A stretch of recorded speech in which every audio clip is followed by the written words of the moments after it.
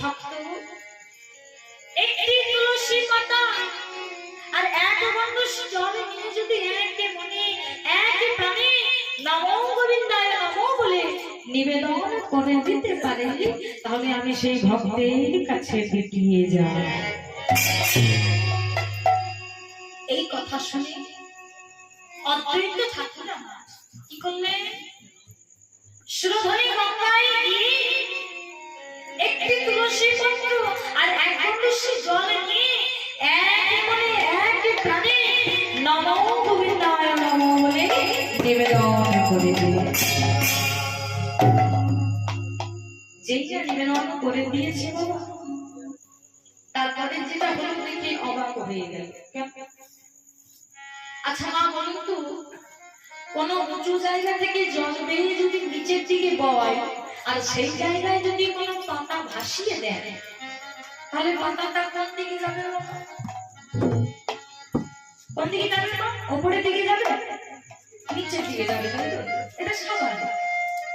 কিন্তু অদ্বৈত ঠাকুর যে তুলসী পত্রটি বিসর্জন করলেন, সেই তুলসী পত্রটি কিন্তু নিচের দিকে যাচ্ছে না, সেই তুলসী পত্র উজানে বইছে।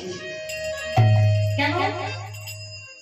অদ্বৈত ঠাকুর পত্রের পিছু পিছু গিয়ে দেখলেন কি না, যেখানে সচি মাতা স্নান করছিলেন, ওই সুরধনীর একটা ঘাটের নাম হচ্ছে 12 কোণা ঘাট। ওই 12 কোণার ঘাটে স্নান করছে আমার সচি মাতা। তা যেখানে সচি মাতা স্নান করছে, তুলসী পত্রটি গিয়ে সচি মাতাকে বেষ্টন করছে। এদিকে স্নান করবার সময় তুলসী পাতা দর্শন করে বাবা ঘুরঘুর করছে দেখে মা কি করেছে? ওই তুলসী পত্রটিকে নিয়ে সেবন করে দিয়েছে। যেই না সেবন করেছে বাবা, সেই দিন থেকে সচি মাতার গর্ভে আমার গৌর সুন্দরের সঞ্চার নিতাই। তা এভাবে অদ্বৈত ঠাকুর এই ধরাধামে আমার গৌরহরিকে আনলেন। সেই অদ্বৈত ঠাকুর আজ কাঁদছে। কাঁদো না বাবা, এই কলির জীবে আমরা তো বড় মূর্খ মা। কার জন্য কাঁদতে হবে, কার জন্য নয়, এটা তো আমরা জানি না। কার জন্য কাঁদা উচিত? নিজের ছেলে মেয়েদের জন্য কি মা? নিজের ছেলে মেয়েদের জন্য কাঁদা উচিত? আমরা কাঁদতে জানি না, কার জন্য কাঁদা উচিত আমরা সেটাও জানি। কে আমাদের আপন আর কে পর আমরা সেটাও বুঝতে পারি। এই যে গৌরহরি নদিয়া ছেড়ে তিনি চলে গেছে, সকল ভক্তগণ শোক সায়রে ডুবে গেছে। তারা জানে গৌরহরি যদি না থাকে তাহলে এই ভুবন অন্ধকার হয়ে যাবে। তাই আজ কাঁদছে সকলে। কে কাঁদছে? শিবাস। যে শিবাস একদিন তার নিজের পুত্র শোকে কাতর হয়নি না, আজ সেই শিবাস কাঁদছে। আচ্ছা বাবা, এই পৃথিবীতে এমন কোন বাবা আছে যে নিজের একমাত্র পুত্র সন্তান মারা গেছে অথচ সেই পিতার চোখে জল নেই? কি বাবা আছে?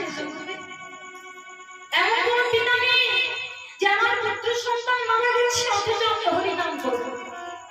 আছে? এই শিবাস তাই করেছিল। কি করেছিল? এই যে শিবাস, শিবাসের স্ত্রীর নাম হচ্ছে মালিনী। একটি মাত্র পুত্র সন্তান যার নাম হচ্ছে মুকুন্দ। ছোট্ট মুকুন্দ একটি পুত্র সন্তান। তা সেই ছোট্ট মুকুন্দ তার সখাদের সাথে, বন্ধুদের সাথে বনে খেলা করতে গেছে। খেলা করতে করতে বাবা হঠাৎ করে একটা সর্প সাপ মুকুন্দকে দংশন করে। আর যে দংশন করেছে মুকুন্দ মারা গেছে। মুকুন্দের বন্ধুরা ওই মুকুন্দের মৃত শরীরটাকে তুলে এনে শিবাসের আঙিনায় নামিয়ে দিয়েছে। যেই না নামিয়ে দিয়েছে মা, ঘরের ভেতর থেকে মালিনী ছুটে এসেছে। কোন মায়ের সামনে যদি তার পুত্র সন্তানের মৃত শরীরটা পড়ে থাকে, তবে সেই মা আর নিজেকে ধরে রাখতে পারবে না। মালিনী ছুটে এসে তার পুত্র সন্তানের মৃত শরীরটাকে জড়িয়ে ধরে রাখছে, বলে মুকুন্দ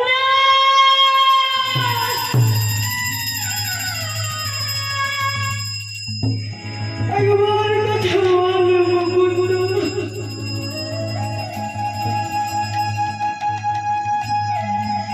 একবার কথা বল বাবা।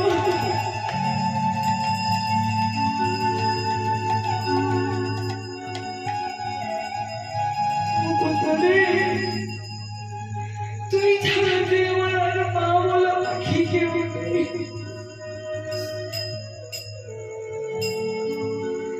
একবার আমার মা বলে ডাক বাবা।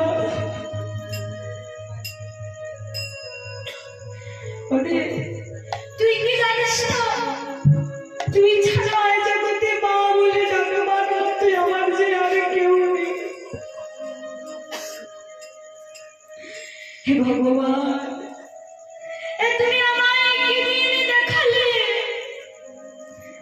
মা বেঁচে থাকতে পুত্র সন্তানের মৃত্যু যদি হয়, তবে সেই মা কত বড় অভাগী তুই একবার বল মুকুন্দ।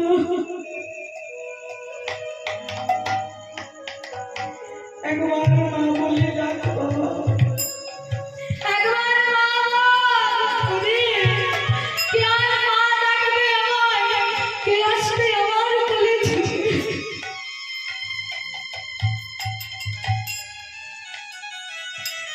মা আমার সন্তানের মৃত শরীরটাকে কোলে নিয়ে বুকের মধ্যে জড়িয়ে ধরে অনবরত কাঁদছে। এদিকে গৌর হরির আসার সময় হয়ে গেছে। গৌর হরির আসার সময় হয়ে গেছে। সে যে প্রত্যেকই শিবাসের আঙিনায় হরিনাম করে। শিবাস মনে মনে চিন্তা করছে, কি গৌর হরি তো এক্ষুনি চলে আসবে, আর এসে যদি দেখে আমার পুত্র সন্তানের মৃত শরীর, তাহলে সে কি আর নাম গাইতে পারবে বাবা? না না, নাম তো বন্ধ করতে হবে না, নাম বন্ধ করলে চলবে না, নাম করতে হবে। আমার সন্তান মারা গেছে তো কি হয়ে গেছে? সন্তান মারা গেছে তো কি হয়েছে? কিন্তু প্রভুর নাম বন্ধ করা যাবে না।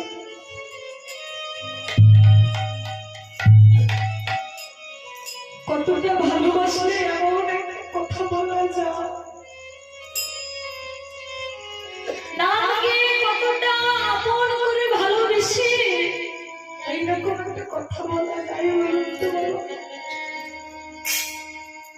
একটি মাত্র পুত্র সন্তান। মালিনী কি বলছে? মালিনী চুপ করো, চুপ করো। তুমি যদি এমন ভাবে কাঁদতে থাকো, তাহলে আমার গৌর হরি এসে যে আর নাম গাইতে পারবে না। তুমি আর কেঁদো না, তুমি যদি কাঁদতে থাকো আমার গৌর হরি নাম গাইতে পারবে না। তুমি চুপ করো। মালিনীর মুখ ফেটে গেছে। তুমি কেমন কথা বলছো? একটি মাত্র পুত্র সন্তান আমার, আজ আমার মন শূন্য হয়ে গেল। আর তুমি বলছো কিনা গৌর হরি এসে নাম গাইতে পারবে না? তুমি আমাকে চুপ করতে বলছো কি করে?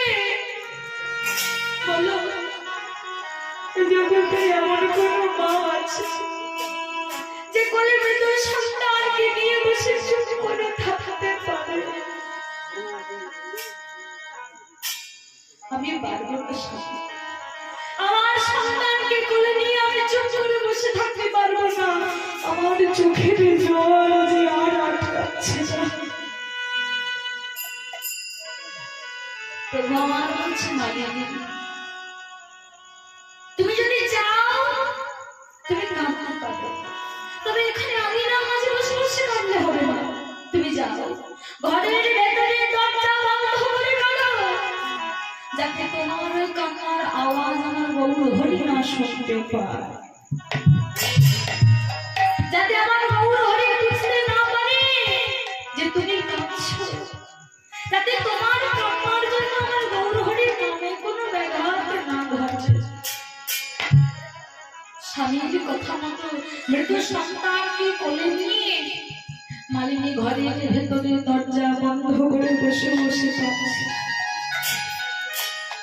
এদিকে গৌর হরি দরজা নাড়া করছে, শিবাস দরজা খোল শিবাস। শিবাস তাড়াতাড়ি করে চোখের জলটা মুছে দরজাটা খুলেছে। যেই না দরজাটা খুলেছে, গৌর হরি আমার শিবাসকে জিজ্ঞেস করছে, শিবাস তোমার কি কিছু হয়েছে? শিবাস বলছে, ওই না তো প্রভু, আমার তো কিছু হয়নি। মিথ্যে কথা বলছে গো। কাকে মিথ্যে কথা বলছে বাবা? বিশ্ব ব্রহ্মাণ্ডের মালিক, যিনি সবই জানেন, যার কাছে কোনো জিনিস লুকানো যায় না বাবা, যিনি সব দেখতে পাচ্ছেন, তার কাছে মিথ্যে কথা বলছে। বলছে না প্রভু, আমার তো কিছু হয়নি। প্রভু মনে মনে চিন্তা করছে, শিবাস তুমি আমার কাছে লুকাচ্ছ, বেশ আমি দেখবো তুমি কতক্ষণ লুকাতে পারো। এই বলে প্রভু ঘরের ভেতরে ঢুকেছে। প্রত্যেকদিন যেমন করে নাম করে সবাই মিলে আজও সেইভাবে নাম গাইছে, কিন্তু বাবা নামের মধ্যে যে প্রেম রস থাকে, আজ কিন্তু আর ভালো লাগছে না। নাম কিছুতেই নাম গাইতে ভালো লাগছে না। আমার প্রভু ডাকছে, বলে শিবাস প্রত্যেকদিন নাম করি আনন্দের সাথে, খুব ভালো লাগে, কিন্তু কেন জানি না আমার নামের মধ্যে যে প্রেম আসছে, কেন জানি না আজ নাম করতে কিছু ভালো লাগছে না। তুমি বলো না শিবাস, কিছু কি হয়েছে? তখনও পর্যন্ত শিবাস বলছে, না প্রভু আমার তো কিছু হয়নি।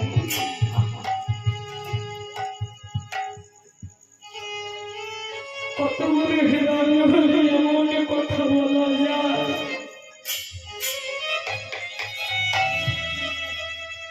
শিবাসের এমন কথা শুনে গৌর হরি না থাকতে পেরে বলছে, শিবাস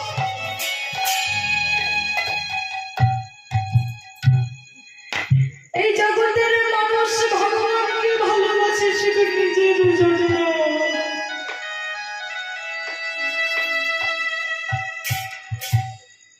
এই জগতের মানুষ ভগবানের কাছে যায় শুধু নিজের জন্য,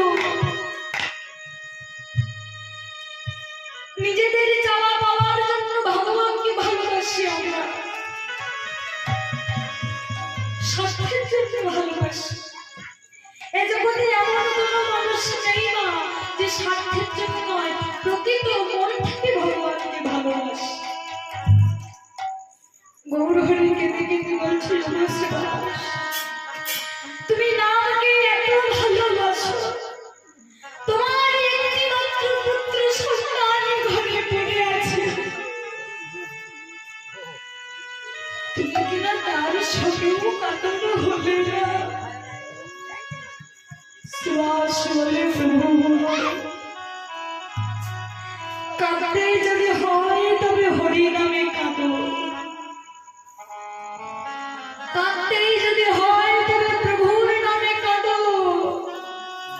ভালোবাসতেই যদি হয় তবে আমার গৌর হরিকে ভালোবাসো। এই পৃথিবীতে মায়ার সংসারে এসে পিতা পুত্র এদের জন্য কেঁদে কি না প্রভু?